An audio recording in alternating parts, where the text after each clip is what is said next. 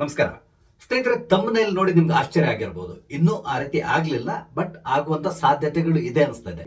ಇದಕ್ಕೆ ಕಾರಣ ಏನಂತ ಹೇಳಿದ್ರೆ, ಯಾರೇ ಆಗ್ಲಿ ಈ ಗಾಂಧಿ ಕುಟುಂಬದ ವಿರುದ್ಧವಾಗಿ ಏನಾದ್ರು ಮಾತಾಡಿದ್ರೆ, ನೀವು ತಪ್ಪು ಮಾಡ್ತಾ ಇದ್ದೀರಾ ಅಂತ ಹೇಳ್ಕೊಂಡು ಅವ್ರಿಗೆ ಏನಾದ್ರು ಹೇಳಿದ್ರೆ ಖಂಡಿತವಾಗಿ ಅದನ್ನ ಅವ್ರು ಸಹಿಸೋದಿಲ್ಲ. ಹಾಗೇನೆ ಈ ರಾಹುಲ್ ಗಾಂಧಿಯ ಅಕ್ಕಪಕ್ಕದಲ್ಲಿರುವಂತಹ ಕೆಲವರೆಲ್ಲ ಇದಾರಲ್ಲ, ಅವ್ರು ಕೂಡ ಅಷ್ಟೇ ಇದನ್ನ ಸಹಿಸ್ಲಿಕ್ಕೆ ಹೋಗಲ್ಲ. ಕಾರಣ ಏನು ಅಂತ ಹೇಳಿದ್ರೆ, ಕಾಂಗ್ರೆಸ್ ನಲ್ಲಿ ಈ ರೀತಿಯಾಗಿ ಮಾತಾಡೋದು ನಿಷಿದ್ಧ. ಆದ್ರಿಂದಾಗಿ ಯಾವುದೇ ಸಂದರ್ಭದಲ್ಲಿ ದಿಗ್ವಿಜಯ್ ಸಿಂಗ್ ಅವರ ಉಚ್ಚಾಟನೆ ಆಗಬಹುದು ಅನಿಸ್ತಾ ಇದೆ. ಹಾಗಾದ್ರೆ ಕಾಂಗ್ರೆಸ್ನ ನಿಷ್ಠಾವಂತ ಹಾಗೇನೆ ಗಾಂಧಿ ಕುಟುಂಬದ ಅತ್ಯಂತ ನಿಯತ್ತಿನ ವ್ಯಕ್ತಿ ಅನ್ಸ್ಕೊಂಡಿರುವಂತಹ ದಿಗ್ವಿಜಯ್ ಸಿಂಗ್ ಅವ್ರನ್ನ ಉಚ್ಚಾಟನೆ ಮಾಡ್ತಾರ? ಒಂದ್ ವೇಳೆ ಉಚ್ಚಾಟನೆ ಮಾಡೋದಾದ್ರೆ ಅದಕ್ಕೆ ಕಾರಣ ಏನು? ಇದಕ್ಕೆ ಸಂಬಂಧಪಟ್ಟಂತೆ ಒಂದಿಷ್ಟು ವಿಷಯಗಳನ್ನ ನಾನು ನಿಮ್ ಜೊತೆ ಶೇರ್ ಮಾಡ್ಕೊತಾ ಇದ್ದೇನೆ. ಸ್ನೇಹಿತರೆ, ನಿಮ್ಮೆಲ್ಲರೂ ಕಾಫಿ ಎತ್ತ ಡಿಜಿಟಲ್ ಚಾನಲ್ಗೆ ಸ್ವಾಗತಿಸ್ತಾ ಇದ್ದೇನೆ. ಸ್ನೇಹಿತರೆ, ದಿಗ್ವಿಜಯ್ ಸಿಂಗ್ ನಿಮ್ಗೆ ಗೊತ್ತಿದೆ, ಅವರು ಮಧ್ಯಪ್ರದೇಶನ ಮಾಜಿ ಮುಖ್ಯಮಂತ್ರಿ. ಹಾಗೇನೆ ಸದ್ಯಕ್ಕೆ ಅವರು ಕಾಂಗ್ರೆಸ್ನ ರಾಜ್ಯಸಭಾ ಮೆಂಬರ್ ಆಗಿದ್ದಾರೆ. ಇವರ ಅವಧಿ ಮುಂದಿನ ವರ್ಷ ಕಂಪ್ಲೀಟ್ ಆಗ್ತಾ ಇದೆ.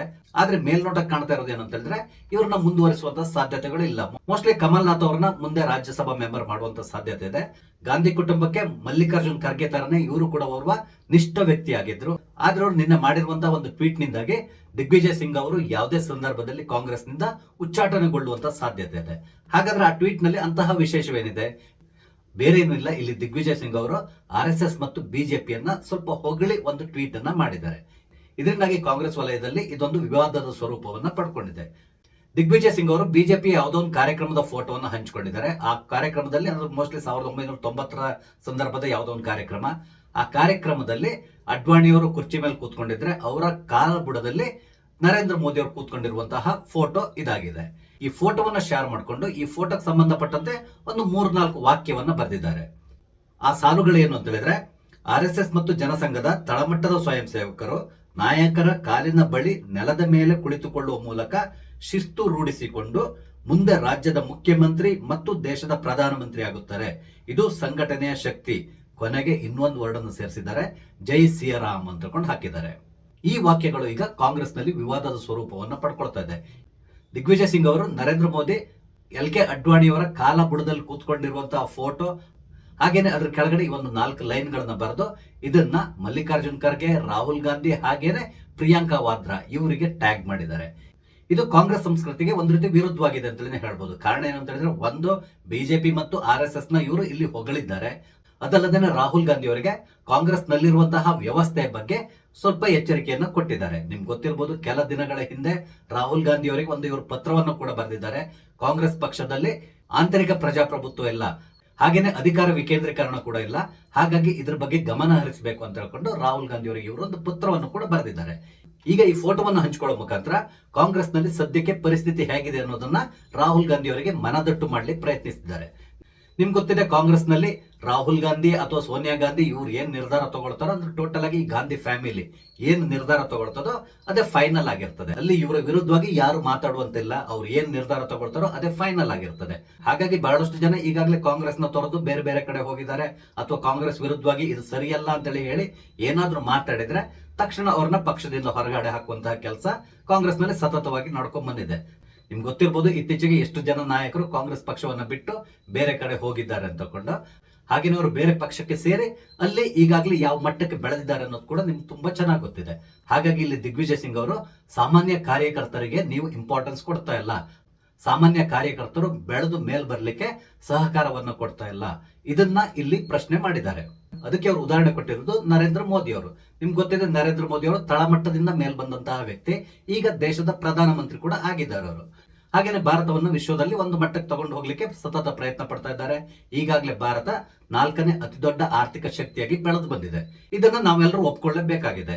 ಈ ಹಿಂದೆ ಖ್ಯಾತ ಪತ್ರಕರ್ತ ಹಾಗೇನೆ ನರೇಂದ್ರ ಮೋದಿ ಅವರ ಅತ್ಯಂತ ಕಟು ಟೀಕಾಕಾರರಾದಂತಹ ರಾಜ್ದೀಪ್ ಸರ್ದೇಸಾಯಿ ಒಂದು ಇಂಟರ್ವ್ಯೂ ನಲ್ಲಿ ಮಾತಾಡ್ತಾ ಇರೋ ಸಂದರ್ಭದಲ್ಲಿ ನರೇಂದ್ರ ಮೋದಿ ಅವರು ಸಾಮಾನ್ಯ ಕಾರ್ಯಕರ್ತನಾಗಿ ಕೆಲಸ ಮಾಡಿ ಈ ಮಟ್ಟಕ್ಕೆ ಹೇಗೆ ಬೆಳೆದಿದ್ದಾರೆ ಅಂತ ಕೂಡ ಹೇಳಿದ್ದಾರೆ. ಆ ಒಂದು ಇಂಟರ್ವ್ಯೂ ನಲ್ಲಿ ರಾಜ್ದೀಪ್ ಸರ್ದೇಸಾಯಿ ಅವರು ಅಹಮದಾಬಾದ್ನ ಕಾರ್ಪೊರೇಷನ್ ಎಲೆಕ್ಷನ್ ಸಂದರ್ಭದಲ್ಲಿ ನರೇಂದ್ರ ಮೋದಿ ಮತ್ತು ಅಮಿತ್ ಶಾ ಅವರು ಯಾವ ರೀತಿ ಕೆಲಸ ಮಾಡ್ತಾ ಇದ್ರು ಅದನ್ನ ವಿವರಿಸಿದ್ದಾರೆ. ಅಲ್ಲಿ ಏನ್ ಹೇಳಿದ್ದಾರೆ ಅಂತ ಹೇಳಿದ್ರೆ, ಅಮಿತ್ ಶಾ ಅವರ ಬಳಿಯಲ್ಲಿ ಒಂದು ಸ್ಕೂಟರ್ ಇತ್ತು. ಆ ಸ್ಕೂಟರ್ನ ಹಿಂದ್ಗಡೆ ನರೇಂದ್ರ ಮೋದಿ ಅವರು ಕೂತ್ಕೊಂತ ಇದ್ರು, ಅಮಿತ್ ಶಾ ಅವರು ಆ ಗಾಡಿಯನ್ನು ಓಡಿಸ್ತಾ ಇದ್ರು.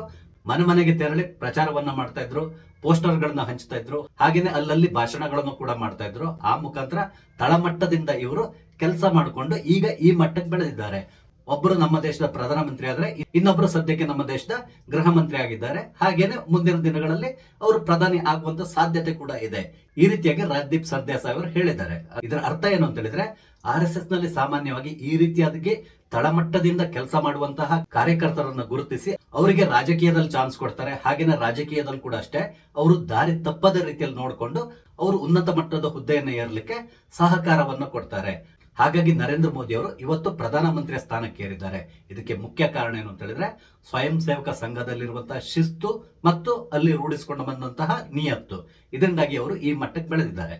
ಇದನ್ನೇ ಸೂಚ್ಯವಾಗಿ ಇಲ್ಲಿ ದಿಗ್ವಿಜಯ್ ಸಿಂಗ್ ಅವರು ರಾಹುಲ್ ಗಾಂಧಿ ಅವರು ವಿವರಿಸಿದ್ದಾರೆ. ಇದರ ಒಳಾರ್ಥ ಏನು ಅಂತ ಹೇಳಿದ್ರೆ, ನೀವು ಓರ್ವ ಸಾಮಾನ್ಯ ಕಾರ್ಯಕರ್ತನಾಗಿ ಕೆಲಸ ಮಾಡದೇನೆ ಈಗ ಈ ಕುರ್ಚಿಯಲ್ಲಿ ಕೂತ್ಕೊಂಡಿದ್ದೀರಾ.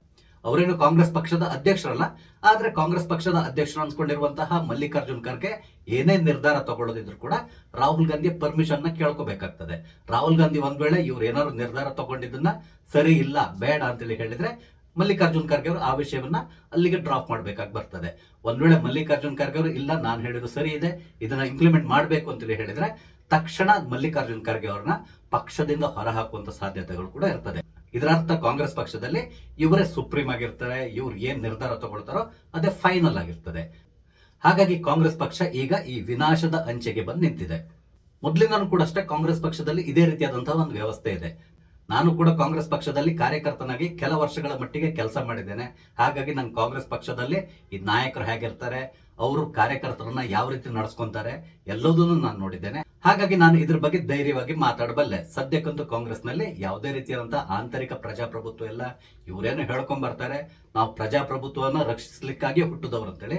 ಮೊದಲಿಗೆ ಅವರು ಕಾಂಗ್ರೆಸ್ ಪಕ್ಷದಲ್ಲಿ ಎಲ್ರಿಗೂ ಮಾತಾಡುವಂತ ಅವಕಾಶವನ್ನು ಕೊಡಬೇಕು. ಹಾಗೇನೆ ಅಲ್ಲಿ ಅಧ್ಯಕ್ಷ ಉಪಾಧ್ಯಕ್ಷ ಯಾವುದೇ ಸೆಲೆಕ್ಷನ್ ಇದ್ರು ಕೂಡ ಅದು ಸರಿಯಾದ ರೀತಿಯಲ್ಲಿ ಚುನಾವಣೆ ಮುಖಾಂತರ ನಡೀಬೇಕು. ನಿಮ್ಗೆ ಗೊತ್ತಿದೆ, ಕಳೆದ ಬಾರಿ ರಾಷ್ಟ್ರೀಯ ಅಧ್ಯಕ್ಷ ಚುನಾವಣೆ ಯಾವ ರೀತಿ ನಡೀತು ಅಂತಕೊಂಡು ನಾಮಕಾವಸ್ಥೆಗೆ ಒಂದು ಚುನಾವಣೆಯನ್ನ ನಡೆಸಿದ್ರು. ಇಲ್ಲಿ ಗಾಂಧಿ ಕುಟುಂಬದವರು ಯಾರ ಪರವಾಗಿ ಇರ್ತಾರೋ ಅವ್ರಿಗೆ ಗೆದ್ದು ಬರ್ತಾರೆ. ಇದು ಸಾಮಾನ್ಯವಾಗಿ ಕಾಂಗ್ರೆಸ್ ಪಕ್ಷದಲ್ಲಿ ನಡೆಯುವಂತಹ ಆಂತರಿಕ ಚುನಾವಣೆ. ಇದರಿಂದ ಬಿಜೆಪಿಯವರು ಕೂಡ ಹೊರತಲ್ಲ, ಸಾಮಾನ್ಯವಾಗಿ ಬಿಜೆಪಿಯಲ್ಲಿ ಕೂಡ ಅಷ್ಟೇ ರಾಷ್ಟ್ರೀಯ ಅಧ್ಯಕ್ಷರ ಆಯ್ಕೆ ಸಂದರ್ಭದಲ್ಲಿ ಯಾವುದೇ ರೀತಿಯಾದಂತಹ ಚುನಾವಣೆ ನಡೆಯಲ್ಲ. ಅದಕ್ಕೆ ಬದಲಾಗಿ ಅವರೆಲ್ಲರೂ ಕೂತ್ಕೊಂಡು ಮಾತಾಡಿ ಯಾರನ್ನೋ ಒಂದು ಸೆಲೆಕ್ಟ್ ಮಾಡ್ತಾರೆ. ಅದರಲ್ಲಿ ಇಲ್ಲಿ ಪ್ರಮುಖವಾಗಿ RSS ಮುಖ್ಯ ಪಾತ್ರವನ್ನು ವಹಿಸ್ತದೆ. RSS ಯಾರ ಹೆಸರು ಹೇಳ್ತದೋ ಅವ್ರನ್ನ ಬಿಜೆಪಿಯ ರಾಷ್ಟ್ರೀಯ ಅಧ್ಯಕ್ಷರನ್ನಾಗಿ ನೇಮಕ ಮಾಡ್ತಾರೆ. ಇದು ಬಿಜೆಪಿಯಲ್ಲಿ ನಡೆದು ಬಂದಿರುವಂತಹ ವ್ಯವಸ್ಥೆ. ಆದ್ರೆ ಇಲ್ಲಿ ಬಿಜೆಪಿ ಕಾಂಗ್ರೆಸ್ಗಿಂತಲೂ 1000 ಪಟ್ಟು ಮೇಲು ಅಂತ ಹೇಳ್ಬೋದು. ಕಾರಣ ಏನು ಅಂತ ಹೇಳಿದ್ರೆ, ಬಿಜೆಪಿ ಹೈಕಮಾಂಡ್ ಅಂತ ಹೇಳಿದ್ರೆ ಯಾವುದೇ ಒಂದು ಕುಟುಂಬ ಅಲ್ಲ. ಬಹಳಷ್ಟು ಜನ ಚರ್ಚೆ ಮಾಡಿ ಒಂದು ನಿರ್ಧಾರವನ್ನು ತಗೊಳ್ತಾರೆ. ಎಲ್ರಿಗೂ ಮಾತಾಡ್ಲಿಕ್ಕೆ ಒಂದು ಅವಕಾಶ ಸಿಗ್ತದೆ. ಹಾಗಾಗಿ ಬಿಜೆಪಿ ಈ ಮಟ್ಟಿಗೆ ಬೆಳೆದು ಬಂದಿದೆ. ಇದನ್ನ ಕಾಂಗ್ರೆಸ್ ಪಕ್ಷದವ್ರು ಅರ್ಥ ಮಾಡ್ಕೋಬೇಕು. ಈಗ ದಿಗ್ವಿಜಯ್ ಸಿಂಗ್ ಅವರು ಇದನ್ನೇ ಹೇಳಲಿಕ್ಕೆ ಹೊರಟಿದ್ದಾರೆ. ಆದ್ರೆ ಇಲ್ಲಿರುವಂತ ಸಮಸ್ಯೆ ಏನು ಅಂತ ಹೇಳಿದ್ರೆ, ದಿಗ್ವಿಜಯ್ ಸಿಂಗ್ ಅವರು ಈ ರೀತಿ ಹೇಳಿರೋದು ಈಗ ವಿವಾದದ ಸ್ವರೂಪವನ್ನು ಪಡ್ಕೊಂಡಿದೆ. ಎಲ್ಲಕ್ಕಿಂತ ಮುಖ್ಯವಾಗಿ ಸೋನಿಯಾ ಗಾಂಧಿ ಮತ್ತು ಅವರ ಫ್ಯಾಮಿಲಿಯವರು ಹಾಗೇನೆ ರಾಹುಲ್ ಗಾಂಧಿ ಅವರಿಗೆ ಅತ್ಯಂತ ಆತ್ಮೀಯರು ಅನ್ಸ್ಕೊಂಡಿರುವಂತಹ ಕೆಲವರಿದ್ದಾರೆ. ಇವರೊಂದಿಟ್ಟು ಥಿಂಕ್ ಟ್ಯಾಂಕ್ ತರ ಕೆಲಸ ಮಾಡ್ತಾರೆ. ಇವರೆಲ್ಲರಿಗೂ ಈಗ ದಿಗ್ವಿಜಯ್ ಸಿಂಗ್ ಅವ್ರ ಮೇಲೆ ಬಹಳಷ್ಟು ಬೇಸರ ಆಗಿದೆ, ಕೋಪ ಕೂಡ ಇದೆ. ಇದರಿಂದಾಗಿ ಯಾವುದೇ ಸಂದರ್ಭದಲ್ಲಿ ದಿಗ್ವಿಜಯ್ ಸಿಂಗ್ ಅವ್ರನ್ನ ಪಕ್ಷದಿಂದ ಉಚ್ಚಾಟಿಸುವಂತ ಸಾಧ್ಯತೆಗಳು ಕೂಡ ಇರ್ತದೆ. ಇದನ್ನ ಅರಿತಿರುವಂತಹ ದಿಗ್ವಿಜಯ್ ಸಿಂಗ್ ಅವರು ಈಗ ಏನೇನೋ ಸಮಜಾಯಿಷಿಯನ್ನು ಕೊಡ್ತಾ ಇದ್ದಾರೆ. ಆದ್ರೆ ಅದು ಎಷ್ಟು ಮಟ್ಟಿಗೆ ವರ್ಕೌಟ್ ಆಗ್ತದೋ ದೇವರಿಗೆ ಗೊತ್ತು. ಸ್ನೇಹಿತರೆ, ನಿಮ್ಗೆ ಅನ್ನಿಸ್ತದೆ ದಿಗ್ವಿಜಯ್ ಸಿಂಗ್ ಅವ್ರ ಮೇಲೆ ಏನಾದ್ರೂ ಕ್ರಮವನ್ನು ಕಾಂಗ್ರೆಸ್ ಪಕ್ಷ ಕೈಗೊಳ್ತದ ಅಥವಾ ಅವ್ರನ್ನ ಹಾಗೆ ಬಿಟ್ಟು ಬಿಡ್ತಾರ? ನಿಮ್ಮ ಅನಿಸಿಕೆಗಳನ್ನ ದಯವಿಟ್ಟು ಕಮೆಂಟ್ ಮುಖಾಂತರ ತಿಳಿಸಿ. ಹಾಗೇನೆ ನಾನು ಹಂಚ್ಕೊಂಡಂತ ವಿಷಯ ನಿಮ್ಗೆ ಇಷ್ಟ ಆದ್ರೆ ಲೈಕ್ ಮಾಡಿ, ಶೇರ್ ಮಾಡಿ. ದಯವಿಟ್ಟು ನನ್ನ ಚಾನಲ್ ಸಬ್ಸ್ಕ್ರೈಬ್ ಮಾಡಿ. ನಮಸ್ತೆ, ಜೈ ಹಿಂದ್.